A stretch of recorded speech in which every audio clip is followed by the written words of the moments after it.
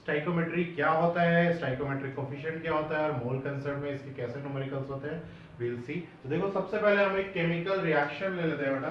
Chemical reaction simple सी chemical reaction है जो हमेशा तुम्हें दिखेगी, आप जितनी भी केमिस्ट्री पढ़ोगे जरूर दिखेगी। N2 gas plus H2 gas gives NH3 gas. NH3 ammonia gas होती है, ठीक है। तो NH3 अमोनिया गैस है, N2 गैस प्लस बैलेंस नहीं है रिएक्शन, बैलेंस जरूर होनी चाहिए। स्टाइकोमेट्री के क्वेश्चंस के लिए रिएक्शन मस्ट बी बैलेंस्ड। तो देखो यहाँ पे 2 नाइट्रोजन है, यहाँ पे 1 है तो इसको 2 कर देंगे, नाइट्रोजन 2 हो गए, हाइड्रोजन कितने हो गए 6, यहाँ पे कितने हैं 2 तो इसको 3 कर देंगे, ठीक है।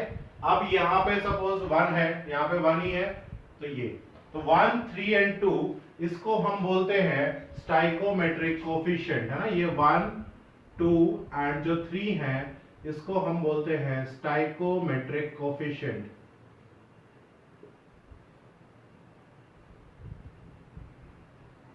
है ना। तो केमिकल रिएक्शन के ये स्टाइकोमेट्रिक कोफिशिएंट है, 4 होता तो 4 आ जाता, ठीक है। तो 1 2 एंड 3, ये 1 3 एंड 2 ये क्या है, स्टाइकोमेट्रिक कोफिशिएंट्स हैं। अब देखो भाई स्टाइकोमेट्रिक कोफिशिएंट है तो यहाँ पे देखो भाई ये 1 मोल नाइट्रोजन, 1 मोल नाइट्रोजन, ठीक है। 1 मोल बेटा मतलब कि गैस जो बॉक्स है, नाइट्रोजन का जो सिलेंडर है उसमें कितने पार्टिकल्स हैं बेटा, उसमें Na पार्टिकल्स हैं। रिएक्ट हो रहे हैं 3 मोल्स ऑफ हाइड्रोजन से, तो यहाँ पे जो हाइड्रोजन है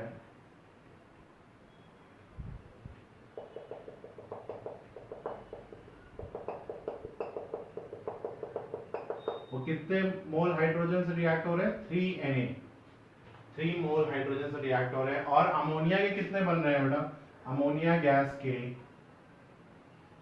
2 Na बन रहे हैं। समझ में आया, पहली बात तो ये हो गई, ठीक है। कि 1 मोल नाइट्रोजन मॉलिक्यूल्स है ना, ये एक 1 मोल नाइट्रोजन का मॉलिक्यूल है 28 ग्राम का। 1 मोल नाइट्रोजन मॉलिक्यूल का वेट कितना होगा 28 ग्राम। वो 3 मोल हाइड्रोजन मॉलिक्यूल से रिएक्ट करके 2 मोल अमोनिया के मॉलिक्यूल बनाता है। पहले हम इस रिएक्शन को समझ सकते हैं। अब तो ये तो मोल्स के टर्म्स में बोल दिया हमने, स्टाइकोमेट्री से हमने इन टर्म्स ऑफ मोल्स बात कर ली बेटा। मास के टर्म्स में बात करते हैं, देखो मास के टर्म्स में, मास के टर्म्स में 1 मोल नाइट्रोजन का वेट कितना होगा बेटा, 1 मोल नाइट्रोजन का वेट होता है 28 ग्राम, उसका जो मॉलिक्यूलर वेट होगा। 1 मोल हाइड्रोजन का कितना होता है 2 ग्राम, हमारे पास कितना है 3 ग्राम, तो ये 6 ग्राम हाइड्रोजन से रिएक्ट करके 1 मोल अमोनिया का कितना होता है, नाइट्रोजन का 14 और हाइड्रोजन 3 है 17, 1 मोल अमोनिया हुआ कितना हुआ बेटा 17, तो 2 मोल अमोनिया हो जाएगा 34 ग्राम्स। तो हम ये भी बोल सकते हैं कि 28 ग्राम इसकी जगह हम ये भी बोल सकते हैं, पहले तो हम क्या बोल सकते हैं इस रिएक्शन को, मैं बोलूंगा 1 मोल नाइट्रोजन रिएक्ट कर रही है 3 मोल ऑफ हाइड्रोजन से और 2 मोल अमोनिया प्रोड्यूस करती है। या मैं मास के टर्म्स में बोलूंगा, इसको हम ये भी बोल सकते हैं कि 28 ग्राम नाइट्रोजन रिएक्ट करती है 6 ग्राम हाइड्रोजन से और हमें 34 ग्राम्स ऑफ अमोनिया प्रोड्यूस करके देती है। तो ये और ये एक ही बात है, क्योंकि मैं अगर तुम्हें 6 ग्राम हाइड्रोजन दिया है तो मैं बोलूंगा 6 ग्राम हाइड्रोजन रिएक्ट कर रही है, तो बताओ कितने मोल्स हुए। तो तुम क्या करोगे बेटा, वेट गिवन से मोल्स निकालने के लिए wait given divided by molecular weight of H2 that is 2 ग्राम, तो 3 मोल्स आ जाएगा, ठीक है। तो मैंने कभी ये दे दिया, मैंने बोला 34, बताओ एक रिएक्शन में 34 ग्राम अमोनिया मिल रही है, तो बताओ नाइट्रोजन कितना यूज कर रहे होंगे। तो जो भी अमोनिया की रिएक्शन है वो हमें पता होगी, 34 ग्राम मतलब 2 मोल्स, जब 1 मोल नाइट्रोजन होती है तो 2 मोल अमोनिया मिलती है, ठीक है। 68 ग्राम बन रही है तो मतलब डिवाइड कर दो 17 से 4 मोल आ जाएगा, तो यहाँ नाइट्रोजन भी 2 मोल्स हो रहे होंगे। अभी करेंगे हम क्वेश्चन, जो मैंने बोला उसको दोबारा समझो। सपोज मैंने बोला 68 ग्राम अमोनिया बन रही है, तो बताओ नाइट्रोजन कितने मोल यूज हुए, तो नाइट्रोजन 68 ग्राम। तो क्या करो, स्टाइकोमेट्री का कोई भी क्वेश्चन हो सबसे पहले मोल्स में कन्वर्ट कर लेते हैं, convert in terms of moles any given value, ठीक है। एनी गिवन वैल्यू को हमें मोल्स में कन्वर्ट कर लेना है, सिंपल। वेट गिवन हो तो हमें पता है डिवाइडेड बाय मॉलिक्यूलर वेट या एटॉमिक वेट, वॉल्यूम गिवन हो तो डिवाइडेड बाय 22.4 लीटर्स, या n number of particles given हो तो n, क्लियर है। और मैं क्या बोल सकता हूँ, देखो वॉल्यूम के टर्म्स में भी बोल सकते हैं। वॉल्यूम के टर्म्स में क्या होगा बेटा, ठीक है, तो लॉ ऑफ गैसियस वॉल्यूम याद करो, तो वॉल्यूम के टर्म्स में ये हो गया 1V, 1 volume reacts with 3 volume of hydrogen to give 2 volume of ammonia। ठीक है, अब 1V की जगह मैं 1 ml लूं, अगर ये 1 ml है तो ये 3 ml यूज होगा और ये 2 ml प्रोड्यूस होगा। मैं 1 लीटर लेता हूं तो ये 3 लीटर यूज होगा और ये 2 लीटर प्रोड्यूस होगी। ठीक है, और अगर मैं ये 1 मोल है तो 22.4 लीटर बन रहा है। 1 मोल मतलब 22.4 लीटर, तो ये 3 हो रहा है, तो 3 इंटू 22.4 लीटर हो जाएगा, क्योंकि 3 मोल यूज हो रहे हैं और यहाँ पे 2 मोल मिलेगा, तो 2 इंटू 22.4 लीटर मिल जाएगा। हाफ मोल होता, बताओ हाफ मोल नाइट्रोजन लेते तो 1.5 मोल 3/2, अगर मैं पूरी रिएक्शन को 2 से डिवाइड कर दूं तो देखो हाफ मोल होता तो ये 22.4/2 लीटर मिलती, यानी कि 11.2, और ये कितना होता भाई, तो ये होता 3 इंटू 22.4/2, है ना, और ये कितनी मिलती बेटा, 2 इंटू 22.4/2, हाफ मोल, सबको हाफ से डिवाइड कर देंगे। ठीक है, ये दिख रहा है नीचे वाली इक्वेशन, नहीं सॉरी, ठीक है सॉरी, अब देखिए भाई समझ में आया। तो ये हुआ स्टाइकोमेट्री का मतलब। स्टाइकोमेट्री का मतलब कि कोई भी गिवन चीज हो हम उसको किसी भी उसमें वे में कन्वर्ट कर सकते हैं। ठीक है, एक कंसेप्ट और रह गया बेटा, लास्ट वाला नोट कर लेना सब लोग। एक कंसेप्ट और देखो देखेगा कि वॉल्यूम तो सेम रेशियो में हम यूज कर सकते हैं, तो क्या मैं मास के लिए भी यही चीज लिख सकता हूं? अगर मैंने लिखा कि सपोज मैं लिख दूं कि 1 ग्राम, कि इसको 1 ग्राम, इसका 3 ग्राम्स अगर यूज करेंगे तो इसका 2 ग्राम मिलेगा, तो क्या ये सही है स्टेटमेंट या नहीं है? जैसे वॉल्यूम के लिए बोल रहे हैं 1 ml 3 ml 2 ml in the ratio of stoichiometry 1:3:2 है, तो वॉल्यूम का भी वही रेशियो होगा चाहे कितनी भी ले लो। तो क्या मास के लिए भी यही होगा? तो मास के लिए ऐसा नहीं होगा बेटा, अगर तुम ऐसा करोगे तो ये रॉन्ग हो जाएगा क्वेश्चन। क्यों? क्योंकि जो मास का कंसेप्ट है, मास का कंसेप्ट कौन से लॉ पे डिपेंड करता है? Law of mass conservation.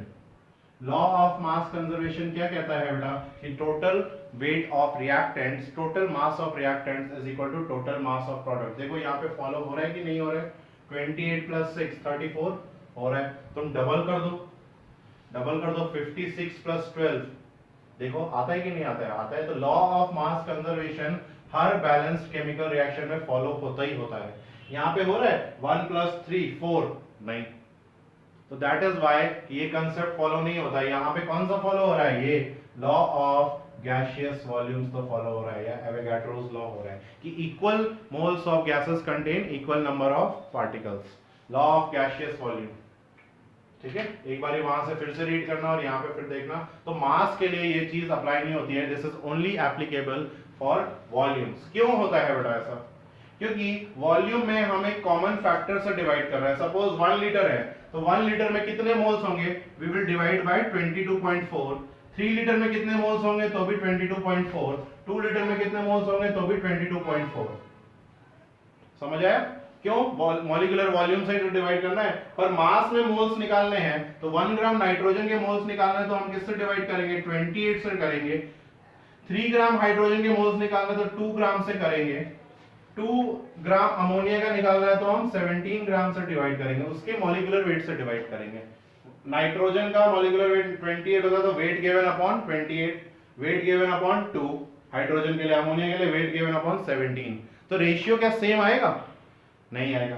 अब यहां पे वैल्यू कांस्टेंट है 22.4, डिनोमिनेटर में कांस्टेंट है, तीनों कैंसिल हो जाएंगे तो रेशियो तो सेम ही रहेगा बेटा। समझ में आया कंसेप्ट? तो this thing is only applicable, बाकी न्यूमेरिकल्स में करेंगे, मैं बार बार ये पॉइंट याद दिलाऊंगा, फिर तुम्हें बिल्कुल कंसेप्ट क्लियर हो जाएगा। अभी नहीं तो फिर से एक बार रिवाइंड करके सुनो, या फिर मैं फिर से बोल रहा हूं, मैं फिर से बोल रहा हूं कि जो वेट का जो रेशियो है स्टाइकोमेट्री के अकॉर्डिंग वो फॉलो नहीं होता है। वेट जो है वो स्टाइकोमेट्रिक रेशियो हो गया 1:3 गिव्स और 1:3:2 में है ये रिएक्शन। तो वॉल्यूम में तो फाइन ये एप्लीकेबल होगा वॉल्यूम के केस में कि 1V 3V 2V है, 1 ml लेंगे तो 3 ml यूज होगा तो 2 ml मिलेगा, 1 लीटर लेंगे तो 3 लीटर यूज होगा हाइड्रोजन तो 2 लीटर अमोनिया मिलेगा, 100 लीटर्स नाइट्रोजन लेते तो 300 litres hydrogen and 200 litres of ammonia will be produced. But mass के लिए हम ऐसा नहीं बोल सकते। तो दिस इज, क्योंकि अगर मास के लिए भी ये बोलोगे तो लॉ ऑफ मास कंजर्वेशन, देखो लॉ जो है, लॉ मतलब कानून, वही अप्लाई होना ही है, वो बिल्कुल सही है, वो कभी भी उसका कोई एक्सेप्शन नहीं होता है बेटा लॉ का। अगर लॉ वर्ड लिखा है, एक होती है रूल, रूल में रूल तोड़ मोड़ सकते हैं या बेंड कर सकते हैं। रूल्स है ना कि एक रूल बना दिया कि इसी लाइन से ही स्कूल में घुसना है, तो जरूरी नहीं है हम घुस जाते हैं, तो क्या है थोड़ी सी पनिशमेंट ही तो मिलेगी। बट लॉ क्या है, लॉ ये कहता है कि तुम्हें यहीं पे बैठना है तो वहीं, अगर लॉ बन गया है तो लॉ इज दैट, है ना। लॉ ये है कि आप चोरी नहीं कर सकते, है ना, आप किसी के बैंक अकाउंट से पैसे नहीं निकाल सकते, तो वो बेंड करोगे तो you will be dealt severely, ठीक है। तो लॉ ब्रेक नहीं होते हैं but rules bend, and rules में एक्सेप्शन हो जाता है कि चलो ठीक है होमवर्क करके नहीं आए, रूल है कि होमवर्क करके आना चाहिए, पर नहीं भी करके आए क्या हो गया, एक ही दिन की तो पनिशमेंट मिली, है ना।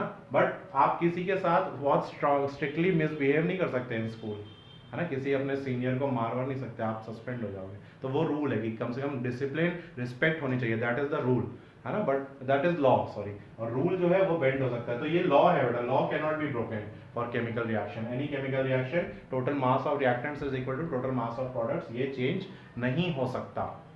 ओके समझ आया। वॉल्यूम में भी हम law of gaseous volume applicable हो रहे हैं, तो वो स्टाइकोमेट्रिक वॉल्यूम जो है वो स्टाइकोमेट्रिक कोफिशिएंट में ही रहती है।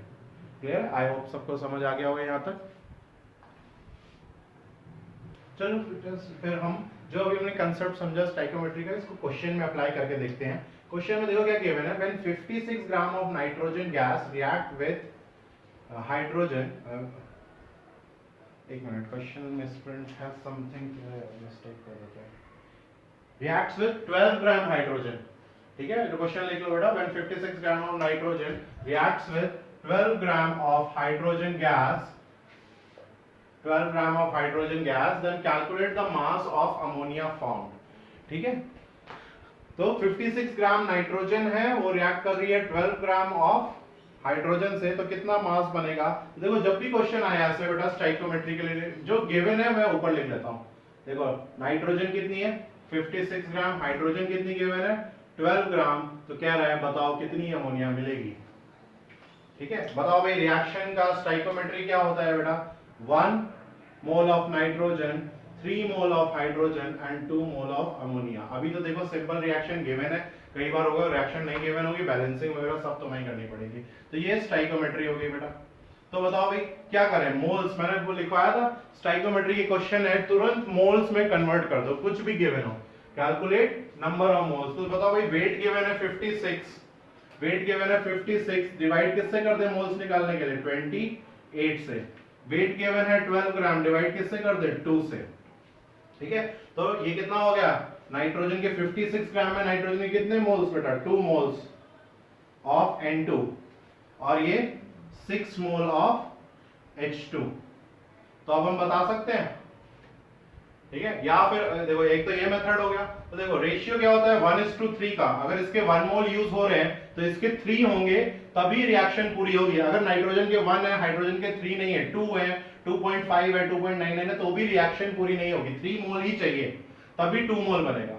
तो यहाँ पे देखो 1 मोल के लिए 3 मोल चाहिए, तो 2 मोल के लिए 6 मोल चाहिए, यस चाहिए। तो अमोनिया कितना बनेगा फिर, जब 1 मोल नाइट्रोजन होता है, 1 मोल नाइट्रोजन होता है तो 2 मोल बनता है, 2 मोल नाइट्रोजन होगा और उसको 6 मोल हाइड्रोजन मिल रहा है, तो 4 मोल अमोनिया बनेगा, 4 mole ammonia will be form, 4 mole ammonia will be form. और 4 मोल अमोनिया का मास कितना होता है बेटा, 1 मोल अमोनिया का मास होता है, see mass of 1 mole ammonia, 1 mole ammonia उसके मॉलिक्यूलर वेट के बराबर, दैट इज 14 प्लस 3 17 ग्राम्स।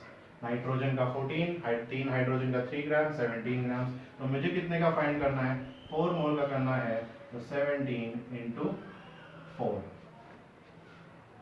समझ में आया भाई, कितना आएगा 7 4 28 है ना 68 ग्राम आएगा। और हम क्वेश्चन कैसे चेक कर सकते हैं बेटा कि हमारा आंसर करेक्ट है कि नहीं? तो देखो हमारा आंसर करेक्ट है कि नहीं, हम इसको कैसे चेक कर सकते हैं? हम इसको लॉ ऑफ मास कंजर्वेशन से चेक कर सकते हैं क्या आंसर करेक्ट है। 56 ग्राम अमोनिया 12 ग्राम हाइड्रोजन, तो आया कौन सा law? Law of mass conservation. मैंने कहा लॉ वो कुछ नहीं पूछेगा, पर वो हम उससे अपना आंसर चेक कर सकते हैं।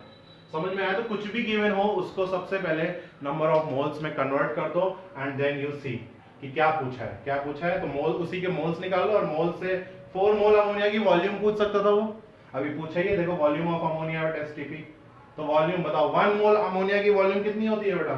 हाँ 1 मोल अमोनिया, कोई भी गैस 1 मोल हो तो कितनी वॉल्यूम होगी?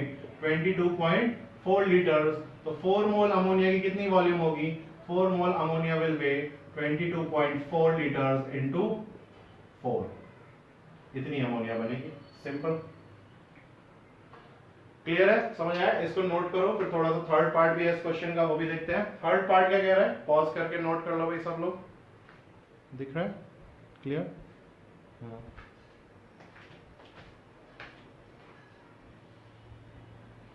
ठीक है, थर्ड पार्ट क्या कह रहा है बेटा? Total atoms in the final product. Final product मतलब कि अमोनिया, अमोनिया कितना बना था हमारा? 4 मोल अमोनिया बना था, 4 मोल अमोनिया। 4 मोल अमोनिया का मास निकाल लिया, 4 मोल अमोनिया की वॉल्यूम पूछ रहा है, बताओ कितने टोटल एटम्स होंगे। तो 1 मोल अमोनिया में कितने टोटल एटम्स हैं? 1 मोल अमोनिया में हमारे पास कितने एटम्स हैं बेटा? 4 एटम्स हैं। 1 मोल में ऐसा बोल सकते हैं 4 मोल एटम्स। 4 मोल एटम्स में से भी क्या ब्रेक डाउन होगा क्लासिफिकेशन?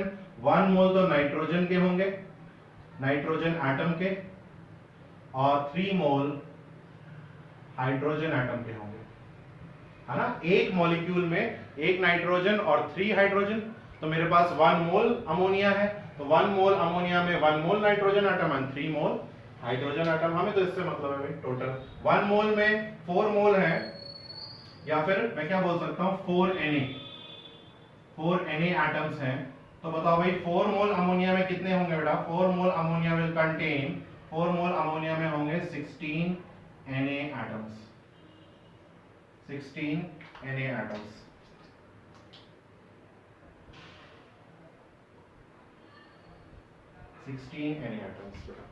ठीक है, 4 mole, 1 mole ammonia contains 4 Na, तो 4 mole will contain 16 Na atoms. Clear? ये तो नोट कर लो भाई, इसको पॉज करके सब लोग, and then we will proceed with next question करते हैं हम लोग।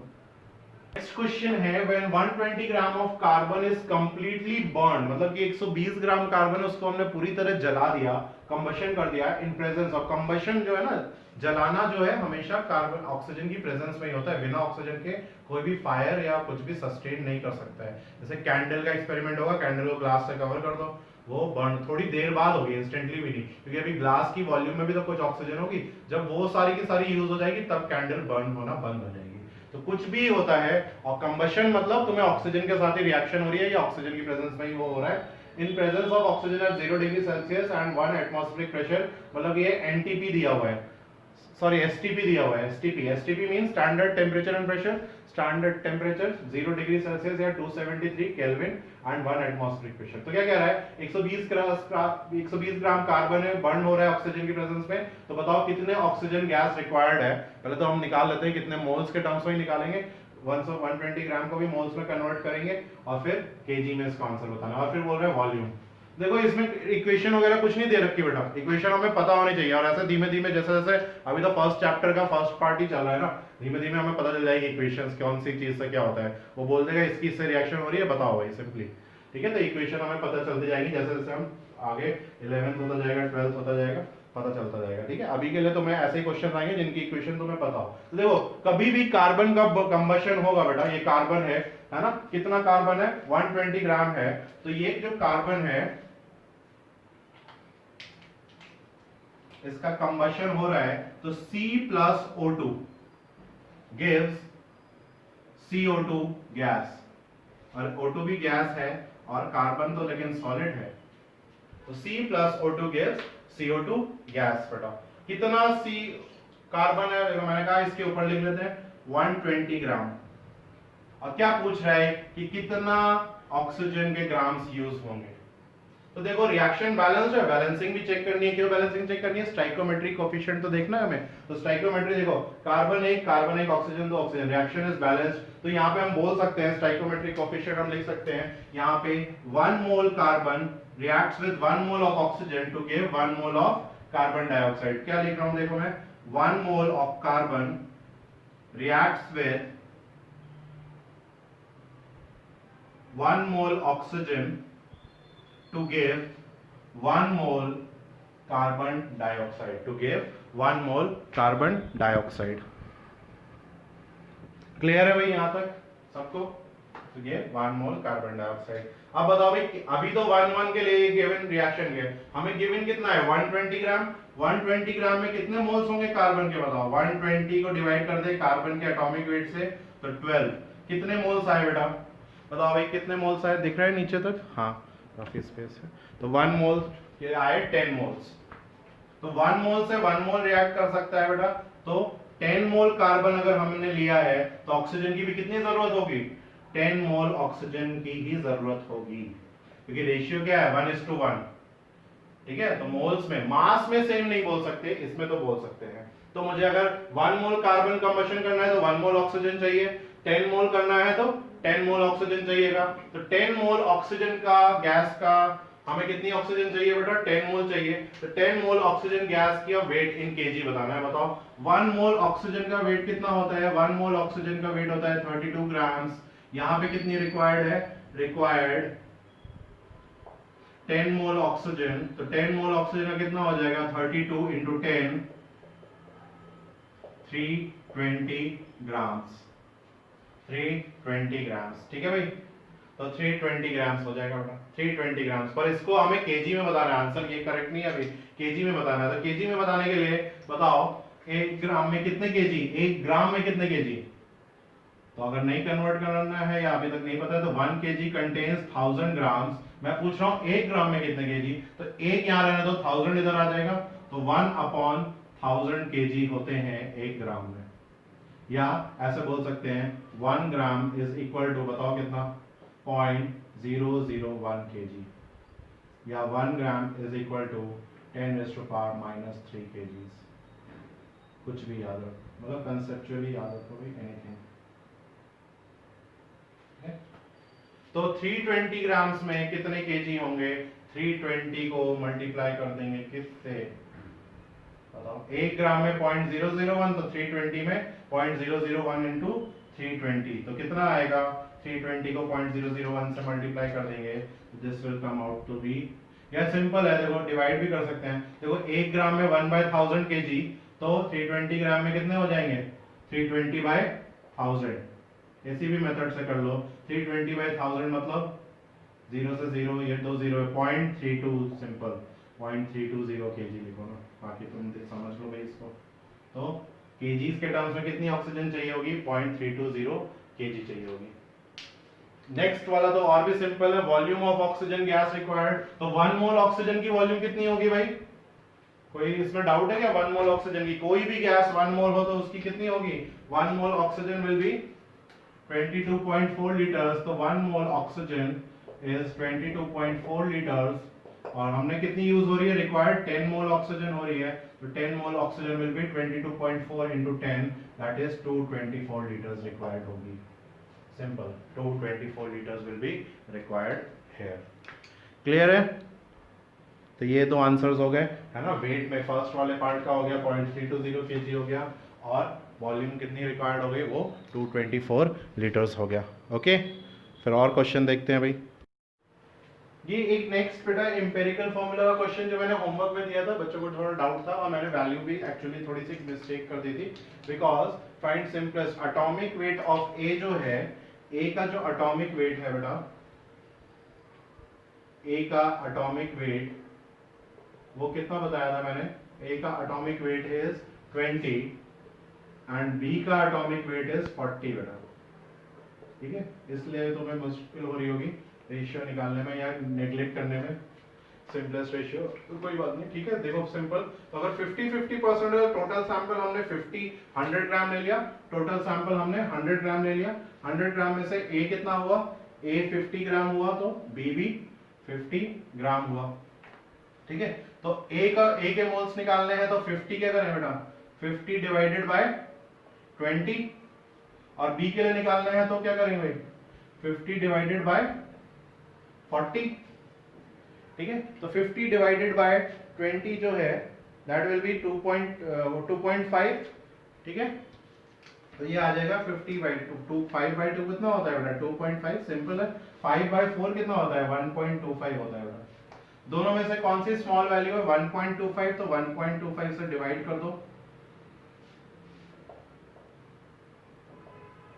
ठीक है। This comes out to be 2 and this comes out to be 1, तो फॉर्मूला क्या बनेगा बेटा, a to b। क्लियर है? और भी शीट में डाउट्स होंगे, शीट में डाउट होंगे प्लीज, है ना। और तुम्हें जो भी समझ नहीं आया, मुझे ये भी नहीं पता चल रहा कितने स्टूडेंट्स देख रहे हैं, नहीं देख रहे हैं, कैसा फॉलो अप है, क्या समझ आ रहा है, तो प्लीज अगर तुम फीडबैक दोगे, कमेंट करोगे नीचे, यदि ये टॉपिक क्लियर है, ये वाला ज़्यादा क्लियर नहीं है, या मुझे ये तो पता चले हाँ सर मैंने पूरा वीडियो देखा है, रोज देख रहे हैं, प्लीज समथिंग, है ना, इनपुट योर नेम और समथिंग, है ना, एटलीस्ट आई शुड नो। कुछ बच्चे मुझसे कॉन्टैक्ट कर रहे हैं, तो आई नो उन्होंने मुझे डाउट भेजा था कि ये नहीं समझ आया, वैसे भी वैल्यू मैंने 30 दी थी, बट इट इज़ 40, ठीक है। और कोई भी क्वेश्चन होगा, कोई भी डाउट होगा, कम से कम इस लेक्चर में please input your name and your suggestions, your feedback, या तुम्हें कैसा लग रहा है ये चैप्टर पढ़ के, how do you feel, confident enough और नॉट, है ना, कि बुक से कैसा लग रहा है, कि तुम्हें अच्छा लगा कि नहीं लगा, और सिंपल इसमें मज़ा आया कि नहीं आया, सबसे बढ़िया बात है, बोरिंग लग रहा है, कैसे लग रही है टीचिंग, कैसी लग रही है, how do you like the lecture, है ना। प्लीज़ कुछ भी कितना भी लंबा लग सकता है, लिमिट तो है नहीं, you can just, but I will get a feedback, है ना, कि मुझे सही लगेगा, यहाँ स्टूडेंट्स ऐसे हैं जो हम मिलने वाले हैं when our school opens in 1 or 2 months, कि मुझे कम से कम पहले से इंट्रैक्शन तो हो बेटा, ठीक है। तो that will be more enjoyable, interaction जितना ज़्यादा करोगे उतना बेटर मैं लेक्चर करता रहूँगा, I am trying my best still, है ना, I make it more and more better, बहुत बड़े बड़े क्वेश्चन कराएंगे, ठीक है। अभी तो बस मैं शॉर्ट वीडियोस भी बना रहा हूँ, but I give you long 1 hour 2 hours के मैं बना के दूंगा, ठीक है, बिकॉज आई टेक लेक्चर्स, तुम पूछ सकते हो ना, 12th में 3-3 घंटे हमने, दिन में 4-4 घंटे भी मैंने लेक्चर लिया ऑर्गेनिक एंड ऑल, तो that is not an issue, मज़ा आना चाहिए लेक्चर में, उनको आता है तभी, मैं संडे को भी बुलाया तो सारे स्टूडेंट्स आते हैं फुल अटेंडेंस में, तो दैट इज द थिंग, है ना, इंट्रैक्शन टीचर्स एंड स्टूडेंट, है ना, पेरेंट्स से कोई इंट्रैक्शन नहीं होना चाहिए। अब 11th 12th में तो भाई अभी प्राइमरी एम क्या है, स्टडीज में कौन हेल्प करेगा, टीचर्स, है ना, तो टीचर्स, एंड तुम भी हमें बताओगे सर ये इसमें ये नहीं समझ आया, नहीं, या तुम जितने डाउट लेके आओगे मुझे ऑटोमेटिकली पता चल जाएगा ये टॉपिक थोड़ा अनक्लियर है, तो मैं नेक्स्ट लेक्चर में उससे ही शुरू करूंगा, अनक्लियर उसको क्लियर करेंगे, तभी तो नेक्स्ट लेक्चर में बेटर से बेटर करेंगे, ठीक है। तो लास्ट लेक्चर का अगर तुम मुझे रिस्पॉन्स दोगे, फीडबैक दोगे, यहाँ पे पूरी डिटेल में जितना लिख सकते हो वही लिख दो, ये वाला टॉपिक या प्रीवियस लेक्चर या पहले के शुरू के lectures, I know they were little bit not that good quality, ठीक है, तो थोड़ा थोड़ा इंप्रूव किया, अभी फर्स्ट टाइम ही है, अब वीडियो लेक्चर्स तो हमने रेगुलरली बना रहे हैं, but we will improve much more than that, इससे भी बेटर लेके आएंगे, इससे भी बेटर कंटेंट लेके आऊंगा मैं, इससे भी बेटर लेके आऊंगा। I know this is well sufficient for NEET and JEE, any question any material, but still I'll give you very good questions कि उसमें से 3-4 चीजें सब एक्सप्लेन हो, and very good explanation also I'll give you, ठीक है, but I need your थोड़ा सा कंट्रीब्यूशन, है ना, तुम भी तो मुझे बताओ कि हाँ कैसा है या कैसा हो सकता है, या नहीं मजा आ रहा है कि नहीं आ रहा है, ठीक है। तो please mention it your name also, थोड़ा मुझे भी पता चले कौन कौन स्टूडेंट्स हैं, ठीक है, ताकि वील बिगिन, ऐसा ना हो कि स्ट्रेंजर की तरह हम इंट्रोड्यूस हो क्लास में, कंफर्टेबल, है ना, कंफर्ट लेवल में हम बिगिन कर सकें यहीं से, ठीक है, एंड विल कंटिन्यू, ताकि हम नीट में स्कोर, बढ़िया बॉन्डिंग हो टीचर स्टूडेंट्स की, बढ़िया एनवायरनमेंट हो, कंफर्टेबल एनवायरनमेंट हो, कैसा भी सिली से सिली डाउट भी हो पूछ लो, इट डजेंट मैटर, ठीक है। तो ऐसा एनवायरनमेंट होना चाहिए ताकि हम बिल्कुल बढ़िया से बढ़िया रिजल्ट लेके आए, सक्सेस जाए, we go into a medical college, engineering college, we get a good job, है ना। तो वी शुड बी डायनेमिक, तो तुम टीचर को भी डायनेमिक बनाओ, तुम्हारे रिस्पॉन्स के ऊपर हमारा रिस्पॉन्स होगा, ठीक है। तुम्हें ऐसे शांत रहोगे तो हम भी शांत रह जाएंगे बेटा, ठीक है। तो जस्ट दिस कन्वर्सेशन कि I want you to be interactive with us, है ना, at least give us your feedback, okay ma'am, okay, thank you.